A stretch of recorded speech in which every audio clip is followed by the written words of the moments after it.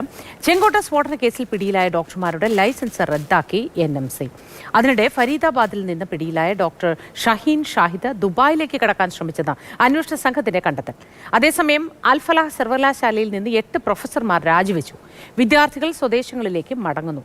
B Balagopal വിശദാംശങ്ങളുമായി ചേരുന്നുണ്ട്. Balagopal, good morning. ഒരു സർവകലാശാലയുടെ അവസ്ഥയാണ് നമ്മൾ ഈ കാണുന്നത്. പ്രധാനി ദുബായിലേക്ക് കടക്കാനുള്ള ശ്രമം നടത്തുന്നു. അതിനിടയിൽ ഈ സർവകലാശാലയിൽ മിക്കവാറും എല്ലാവരും രാജിയിലേക്കോ പിരിഞ്ഞുപോക്കിലേക്കോ കുട്ടികൾക്ക് സ്വന്തം നാട്ടിലേക്ക് പോകാനോ ഒക്കെ ശ്രമിക്കുകയാണ്. എന്താണ് നിലവിൽ നമുക്ക് ലഭ്യമാകുന്ന വിവരങ്ങൾ ഇതുമായിട്ടൊക്കെ ബന്ധപ്പെട്ട്? മോത്തി, ഈ ഫരീദാബാദ് വൈറ്റ് കോളർ ടെറർ മോഡ്യൂളിലെ ഏറ്റവും പ്രധാനപ്പെട്ട ഈ ഭീകരരിൽ ഒരാളാണ് ഈ അറസ്റ്റിലായ വനിതാ ഡോക്ടറായ ഡോക്ടർ ഷഹീൻ ഷാഹിദ്. ഇവരെ ലക്നൌവിൽ നിന്നായിരുന്നു ജമ്മുകാശ്മീർ പോലീസിൻ്റെ പ്രത്യേക വിഭാഗം അറസ്റ്റ് ചെയ്തിരുന്നത്. ഈ ടെറർ മോഡ്യൂളുമായി ബന്ധപ്പെട്ട് നിർണായകമായ പങ്കാളിത്തമായിരുന്നു ഇവർക്ക് ഉണ്ടായിരുന്നതെന്ന് ഇതുവരെയുള്ള അന്വേഷണത്തിൽ കണ്ടെത്തുകയും ചെയ്തിരുന്നു. കാരണം ഇവരുടെ സ്വിഫ്റ്റ് ഡിസയർ വാഹനത്തിലാണ് ഈ സ്ഫോടക വസ്തുക്കൾ കൈമാറ്റം ചെയ്യാൻ അല്ലെങ്കിൽ മാറ്റാൻ വേണ്ടിയുള്ള ശ്രമങ്ങളൊക്കെ നടന്നിരുന്നതെന്നാണ് ഇതുവരെ നടത്തിയിരുന്ന അന്വേഷണത്തിൽ കണ്ടെത്തിയിരിക്കുന്നത്. ഇതിനിടയിലാണ് വളരെ പ്രധാനപ്പെട്ട ചില വിവരങ്ങൾ ഇപ്പോൾ പുറത്തു വരുന്നത്. അതിൽ പ്രധാനപ്പെട്ട ഒരു കാര്യം, ഈ വനിതാ ഡോക്ടർ ഇന്ത്യ വിട്ട് ദുബായിലേക്ക് കടക്കുവാൻ വേണ്ടി ശ്രമിച്ചിരുന്നു എന്നതാണ് ഇപ്പോൾ അന്വേഷണ സംഘം കണ്ടെത്തിയിരുന്നത്. ഇതിൻ്റെ ഭാഗമായിട്ടാണ്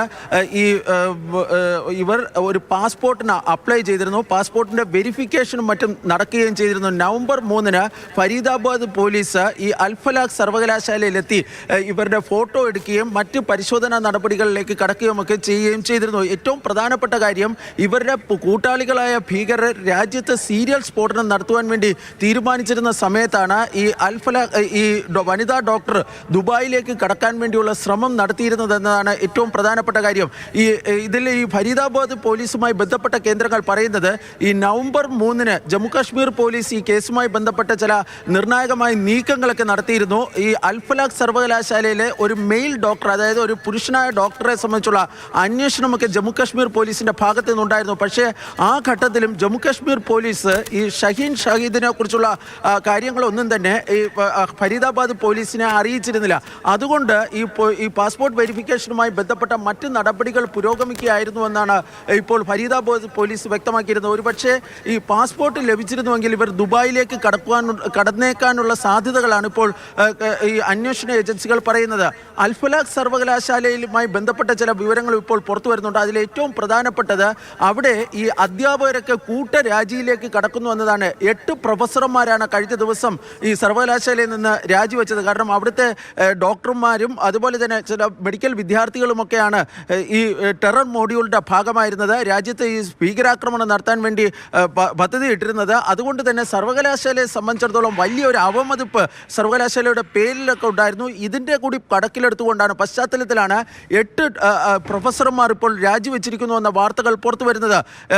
ഈ സർവകലാശാലയിൽ നിലവിൽ പഠിക്കുന്ന വിദ്യാർത്ഥികളെ അവരെ രക്ഷകർത്താക്കൾ കൊണ്ടുവന്ന് അവരെ സ്വദേശങ്ങളിലേക്ക് മടക്കി കൊണ്ടുപോകുന്നു എന്ന സംബന്ധിച്ചുള്ള റിപ്പോർട്ടുകളും ഇപ്പോൾ പുറത്തു വരുന്നുണ്ട്. ഏതായാലും അൽഫലാഹ് സർവകലാശാല കേന്ദ്രീകരിച്ചുള്ള അന്വേഷണങ്ങൾ പുരോഗമിക്കുകയും ചെയ്യുന്നുണ്ട്. ഇതിനിടയിലാണ് ഈ 4 ഡോക്ടർമാർ, ഈ ടെറർ മോഡ്യൂളിൻ്റെ ഭാഗമായ 4 ഡോക്ടർമാരുടെ രജിസ്ട്രേഷൻ ദേശീയ മെഡിക്കൽ കൗൺസിൽ റദ്ദാക്കിയിരിക്കുന്നത്. അതോടുകൂടി അവർക്ക് ഇന്ത്യയിൽ ഇനി മെഡിക്കൽ പ്രാക്ടീസിങ്, അതായത് ഡോക്ടർ എന്നുള്ള രീതിയിൽ പ്രാക്ടീസ് ചെയ്യാൻ വേണ്ടി കഴിയാത്ത ഒരു സാഹചര്യമാണ് ഇപ്പോൾ ഉണ്ടായിരിക്കുന്നത്. വളരെ ഗുരുതരമായ കാര്യങ്ങൾ കണ്ടെത്തുകയും അതുമായി ബന്ധപ്പെട്ട ചില നടപടിക്രമങ്ങൾ നടക്കുകയും ഒക്കെ ചെയ്യുന്നു ഇതിന്റെ ഭാഗമായി എന്നാണ് നമുക്ക് മനസ്സിലാക്കാൻ കഴിയുന്നത്. ഈ അൽഫലാഹ് സർവകലാശാലയിൽ നിന്ന് 8 പ്രൊഫസർമാരാണ് ഇപ്പോൾ രാജിവെച്ചിട്ടുള്ളത്. വിദ്യാർത്ഥികളൊക്കെ സ്വദേശങ്ങളിലേക്ക് മടങ്ങുന്നു. അപ്പോഴും പരിശോധനകൾക്ക് ഒരു കുറവുമില്ല. ഇതുമായി ബന്ധപ്പെട്ട അന്വേഷണം, പരിശോധന, മൊഴിയെടുക്കൽ തുടങ്ങിയ എല്ലാ കാര്യങ്ങളും വളരെ കൃത്യമായി തന്നെ പുരോഗമിക്കുന്നു.